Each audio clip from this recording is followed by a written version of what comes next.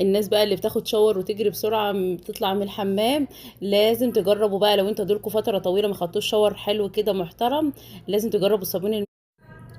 صباح الخير يا صباح الهنا والسعادة، عاملين ايه؟ وحشتوني جدا. النهاردة بقى جاية لكم بصابون مغربي تحفة تحفة تحفة، بالذات اللي بيبقى مكتوب عليه بزيت الزيتون ده، بيبقى جميل خالص. انا شايفة صابون مغربي اشكال كتيرة خالص طالعة دلوقتي وبانواع كتيرة، بس مهما جربنا مفيش احلى من بزيت الزيتون.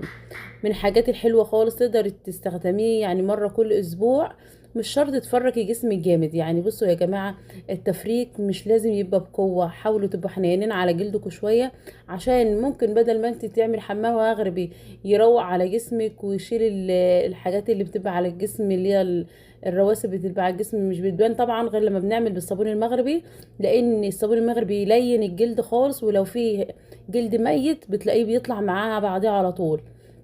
جربوه حلو جدا، مش شرط يكون نفس النوع ده، في انواع كتير. هو الصابون المغربي ده من تقريبا من وادي النحل، كانت مجموعة انا كنت جايباها.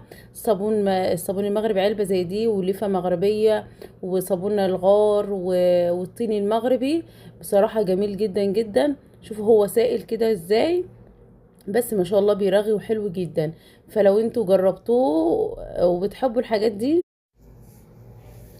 بصوا بقى قلت هجرب لكم، هاخد منه اهي وادهن جسمي بعد ما اكون خلاص بليت جسمي خلاص بالميه الدافيه، ويلا افرك كده زي ما انتوا شايفين، افرده على جسمي وافضل افرك كده.